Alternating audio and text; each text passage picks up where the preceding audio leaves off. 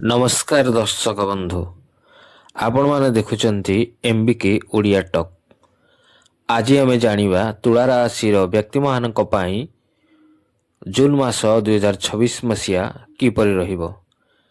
ଚାକିରି, ବ୍ୟବସାୟ, ଶିକ୍ଷା, ପ୍ରେମ, ବୈବାହିକ ଜୀବନ, ସ୍ୱାସ୍ଥ୍ୟ ଓ ଆର୍ଥିକ ସ୍ଥିତି ଉପରେ ଏହି ମାସର ପ୍ରଭାବ କ'ଣ ରହିବ, ଆସନ୍ତୁ ବିସ୍ତୃତ ଭାବରେ ଜାଣିବା।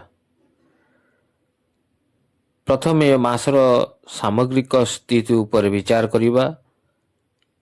2026 ମସିହା ଜୁନ୍ ମାସ ତୁଳା ରାଶି ପାଇଁ ମିଶ୍ରିତ କିନ୍ତୁ ସକାରାତ୍ମକ ଫଳ ନେଇ ଆସିବ। ଏହି ମାସରେ ଆପଣଙ୍କ ଆତ୍ମବିଶ୍ୱାସ ବଢ଼ିବ ଓ ଅନେକ ଦିନରୁ ଅଟକି ରହିଥିବା କାମ ସମ୍ପୂର୍ଣ୍ଣ ହୋଇପାରେ। କାର୍ଯ୍ୟକ୍ଷେତ୍ରରେ ନୂଆ ସୁଯୋଗ ମିଳିବା ସହିତ ସମ୍ମାନ ଓ ପ୍ରତିଷ୍ଠା ମଧ୍ୟ ବଢ଼ିବ। ତେବେ କିଛି ନିଷ୍ପତ୍ତି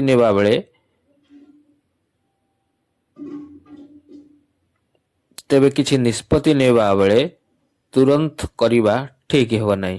ଧୈର୍ଯ୍ୟ ଓ ବୁଦ୍ଧିମତ୍ତା ସହିତ ଆଗକୁ ବଢ଼ିଲେ ଭଲ ଫଳ ପାଇବେ। ପ୍ରଥମେ ଆମେ ଚାକିରି ଓ କ୍ୟାରିୟର ବିଷୟରେ ଆଲୋଚନା କରିବା। ଚାକିରି କରୁଥିବା ଲୋକଙ୍କ ପାଇଁ ଏହି ମାସ ଶୁଭ ରହିବ। ଅଫିସରେ ଆପଣଙ୍କ କାର୍ଯ୍ୟଦକ୍ଷତା ଉଚ୍ଚ ଅଧିକାରୀଙ୍କୁ ପ୍ରଭାବିତ କରିବ। ପଦୋନ୍ନତି କିମ୍ବା ଦରମା ବୃଦ୍ଧିର ସମ୍ଭାବନା ମଧ୍ୟ ରହିଛି। ନୂଆ ଚାକିରି ଖୋଜୁଥିବା ବ୍ୟକ୍ତିମାନେ ଭଲ ଖବର ପାଇପାରନ୍ତି। ସରକାରୀ ଚାକିରି ପାଇଁ ପ୍ରସ୍ତୁତ କରୁଥିବା ପ୍ରାର୍ଥୀମାନଙ୍କ ପାଇଁ ମଧ୍ୟ ସମୟ ଅନୁକୂଳ ରହିବ। ଯଦି ବ୍ୟବସାୟ କଥା ବିଚାରକୁ ନେବା, ବ୍ୟବସାୟୀମାନଙ୍କ ପାଇଁ ଜୁନ୍ ମାସ ଲାଭଦାୟକ ରହିବ। ନୂଆ ଗ୍ରାହକ, ନୂଆ ବ୍ୟବସାୟିକ ସମ୍ପର୍କ ସ୍ଥାପିତ ହୋଇପାରେ। ଯେଉଁମାନେ ଅନଲାଇନ୍ ବ୍ୟବସାୟ କରୁଛନ୍ତି ସେମାନଙ୍କ ପାଇଁ ଆୟ ବୃଦ୍ଧିର ଯୋଗ ରହିଛି। ମାସର ମଧ୍ୟଭାଗରେ ବଡ଼ ନିବେଶ କରିବା ପୂର୍ବରୁ ଭଲ ଭାବରେ ବିଚାର କରିବା ଦରକାର। ଯଦି ଆର୍ଥିକ ସ୍ଥିତିକୁ ବିଚାର କରିବା, ଧନପ୍ରାପ୍ତିର ନୂଆ ଉତ୍ସ ଏହି ମାସରେ ଖୋଲିପାରେ। ପୂର୍ବରୁ କେଉଁଠି ଅଟକି ରହିଥିବା ଟଙ୍କା ଫେରି ପାଇବାର ଯଥେଷ୍ଟ ସମ୍ଭାବନା ରହିଛି ଏବଂ ପରିବାରର ଆବଶ୍ୟକତା ପାଇଁ ଖର୍ଚ୍ଚ ବଢ଼ିପାରେ, କିନ୍ତୁ ଆୟ ମଧ୍ୟ ଭଲ ରହିବ। ସଞ୍ଚୟ ଉପରେ ଧ୍ୟାନ ଦେବା ଆବଶ୍ୟକ। ଅନାବଶ୍ୟକ ଖର୍ଚ୍ଚରୁ ଦୂରେଇ ରହିବା ଉଚିତ। ଶିକ୍ଷା କ୍ଷେତ୍ରରେ ଛାତ୍ରଛାତ୍ରୀମାନଙ୍କ ପାଇଁ ଏହି ମାସ ଭଲ ସୁଯୋଗ ରହିବ। ପଢ଼ାରେ ମନ ଲାଗିବ। ପରୀକ୍ଷାରେ ଭଲ ଫଳ ମିଳିପାରେ। ପ୍ରତିଯୋଗିତାମୂଳକ ପରୀକ୍ଷା ପାଇଁ ପ୍ରସ୍ତୁତି କରୁଥିବା ଛାତ୍ରଛାତ୍ରୀଙ୍କ ପରିଶ୍ରମ ସଫଳ ହେବାର ସମ୍ଭାବନା ରହିଛି ଏହି ଜୁନ୍ ମାସରେ।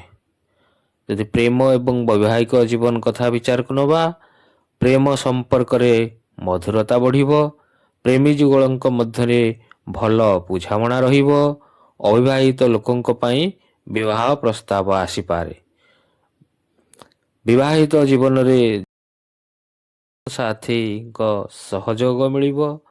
ପରିବାରରେ ସୁଖ ଓ ଶାନ୍ତିର ପରିବେଶ ରହିବ। ଯଦି ପାରିବାରିକ ଜୀବନ କଥା ଆଲୋଚନା କରିବା, ପରିବାର ସଦସ୍ୟଙ୍କ ସହିତ ସମ୍ପର୍କ ଭଲ ରହିବ। ଘରେ କୌଣସି ଶୁଭ କାର୍ଯ୍ୟ ହୋଇପାରେ।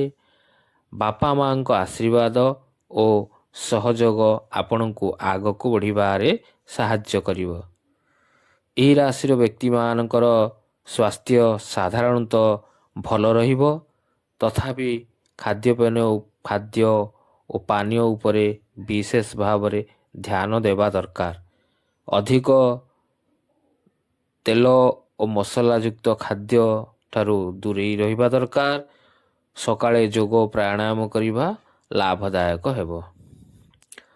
ଶୁଭ ରଙ୍ଗ ଧଳା ଓ ଆକାଶୀ ନୀଳ। ଶୁଭ ସଂଖ୍ୟା 6 ଓ 9।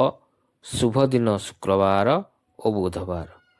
ତେଣୁ ଆପଣଙ୍କର ଏ ମାସରେ କିପରି ଉତ୍ତରୋତ୍ତର କାମନା ହେବ, ସେଥିପାଇଁ କିଛି ଆମେ ପ୍ରତିକାର ଓ ଉପାୟ ପ୍ରଦାନ କରୁଛୁ।